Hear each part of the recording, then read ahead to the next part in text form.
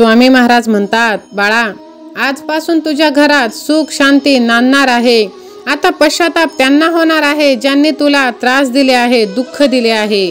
तुझ्या आयुष्यात आता आनंदच आनंद राहणार आहे. तुला सर्व काही प्राप्त होणार आहे. हा माझा आशीर्वाद आता तुला येत आहे बाळा, त्यामुळे तू निश्चिंत हो. आयुष्यातील सुख जे तुला आज तयागयात मिळाले नाही ते सर्व तुला आता मिळणार आहे बाळा. तुझे कुटुंब, तुझे प्रेम, तुझ्या जगात तुझ्या जे प्रिय आहे, तुला जे काही पाहिजे आहे ते सर्व मी तुला देणार आहे. आता माझे आशीर्वाद भरभरून तुला मिळणार आहे. तू सदैव काळासाठी आनंदी राहणार आहेस बाळा. दुःख तुला आता होणार नाही. तुझे सर्व भोग संपले आहे.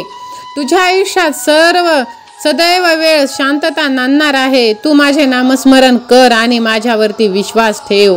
डोळे मिटून तू फक्त एकदा माझे स्मरण कर. नक्कीच मी तुला दर्शन देणार आहे. माझ्या खऱ्या भक्तांना कोणत्या ना कोणत्या रूपाने मी दर्शन नक्कीच देत असतो. माझी इच्छा आहे की तू हा संदेश शेवटपर्यंत ऐकावास. स्वामी भक्तांनो, तुम्हालाही जर स्वामींचे आशीर्वाद प्राप्त करायचे असतील तर लगेच ह्या व्हिडिओला लाईक करून ह्या भक्तिमय चॅनलला सबस्क्राईब करा. श्री स्वामी समर्थ असे टाईप करा. देव म्हणतात, बाळा, तू जसे कर्म करतो तसेच तुला त्याचे फळ मिळणार आहे. कर्माचा बदला हा मिळतच असतो बाळा. आपण जन्माला येत असताना काहीही आपल्या हातात नव्हते, तर जाताना आपल्या हातात काय असणार? आपल्याला जे काही मिळालं आहे ते फक्त आणि फक्त इथेच. आपण काहीही घेऊन आलो नाही आणि काहीही घेऊन जाणार नाही. हनुमंत शेठ एक म्हातारा माणूस होता.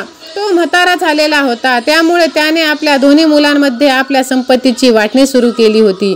परंतु संपत्ती पूर्ण वाद वाढत होता. एके दिवशी जेव्हा दोन्ही भाऊ एकमेकांना मारायला धावले तेव्हा हनुमंत शेठ जोरजोरात हसले. वडिलांना हसताना पाहून दोन्ही भाऊ भांडण विसरले आणि वडिलांना हसण्याचे कारण विचारू लागले.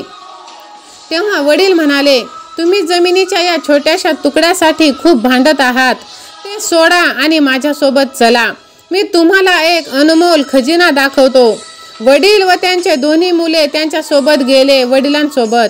वडील म्हणाले, हे बघा, जर तुम्ही आपसात भांडलात तर मी तुम्हाला या खजिन्यापाशी नेणार नाहीत. तेव्हा ते दोन्ही मुलं शांत राहिले, कारण त्यांना तो खजिना पाहायचा होता.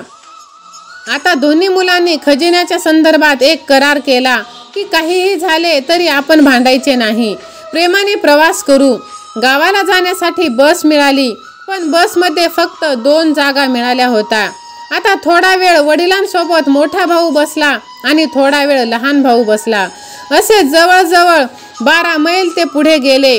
काही तासांचा प्रवास त्यांचा झाला. मग ते त्या गावाला पोहोचले. हनुमंत शेठ आपल्या दोन्ही मुलांना घेऊन एका मोठ्या वाड्यात गेले. वाडा एकदम सुनसान होते.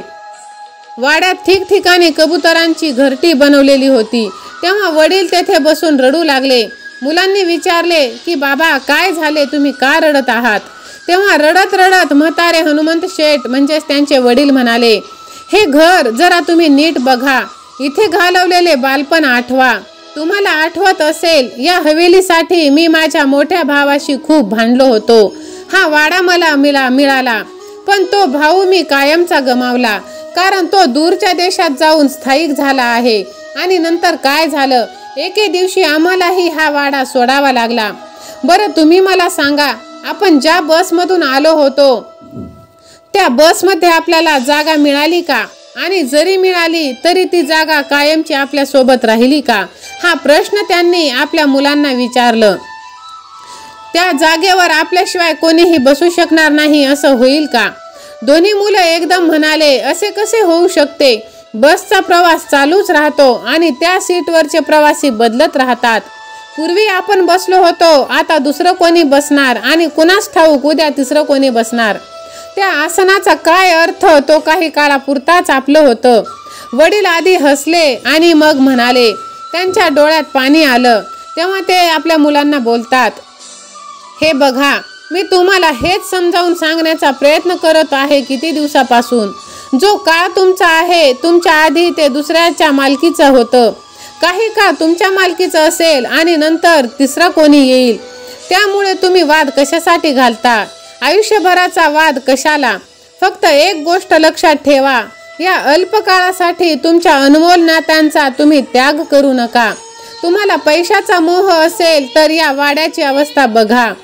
चांगल्या वाड्यात ही एक दिवस कबुतरे घरटे बनवतात, हे तुम्ही लक्षात ठेवा. मला एवढेच सांगायचे आहे की बसमधली ती सीट लक्षात ठेवा ज्यावरती प्रवासी रोज बदलत राहतात. त्या सीटसाठी अनमोल नात्याचा त्याग करू नका. बसच्या प्रवासात जसा ताळमेळ राखलात तसाच ताळमेळ आयुष्याच्या प्रवासातही तुम्ही ठेवा, असे तो हनुमंत शेठ आपल्या मुलांना सांगू लागला.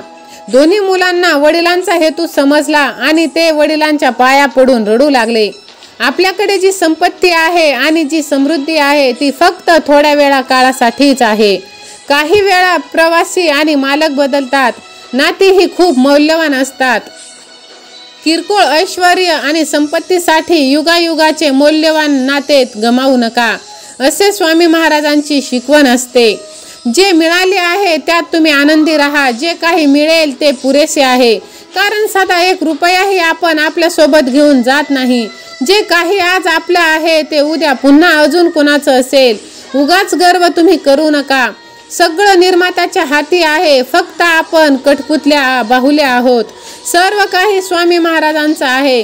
स्वामी महाराजांच्या संमतीशिवाय एक पान सुद्धा हालत नाही. तर तुमचं आमच्यासारख्यांचं काय? फक्त तुम्ही विश्वास ठेवा स्वामी महाराजांवरती आणि चांगले कर्म करत राहा. तुमचे कर्म जर चांगले असतील तर तुम्हाला कोणाकडे काहीही मागण्याची गरज पडणार नाही, कारण सर्व आपल्या स्वामी महाराज पाहत आहेत. ते सर्व आपल्याला देणार आहेत. तेव्हा तर स्वामी महाराज म्हणतात की बाळा, मी तुझे दुःख सर्व पाहिले आहे. मी स्वतः ते दुःख भोगले आहे. त्यामुळे मी तुला आता यापुढे दुःखी होताना पाहू शकत नाही. मी तुला तुझ्या आयुष्यातील सर्व सुख देणार आहे. माझे आशीर्वाद तुझ्या पाठीशी कायम असणार आहे, कारण तू माझा सर्वात प्रिय भक्त आहेस. तुझ्यामध्ये खूप चांगले गुण आहेत. का हा एकच गुण की तू सर्वांची मदत करतोस निस्वार्थपणे आणि निस्वार्थ भक्तीने माझ्या भक्तीत रंगून राहतोस. माझे नामस्मरण करतोस. जो भक्त माझे नामस्मरण करतो, माझी भक्ती करतो, त्याला त्याच्या आयुष्यात कशाचीही कुठलीही मी कमी पडू देत नाही. त्याच्या पाठीशी मी कायम असतो. स्वामी भक्तांनो, तुम्हाला हा विश्वास आपल्या स्वामी महाराजांवरती असेल तर स्वामी माझ्या पाठीशी असे तुम्ही कमेंट करा आणि ह्या भक्तिमय चॅनलला सबस्क्राईब करून हा व्हिडिओ ज्यांना याची गरज आहे त्यांना शेअर देखील करा आणि सतत महाराजांच्या नामस्मरणांमध्ये राहा. जो स्वामी भक्त खरा आहे तो नक्कीच स्वामी महाराजांचे नामस्मरण करेल. श्री स्वामी समर्थ. श्री स्वामी समर्थ.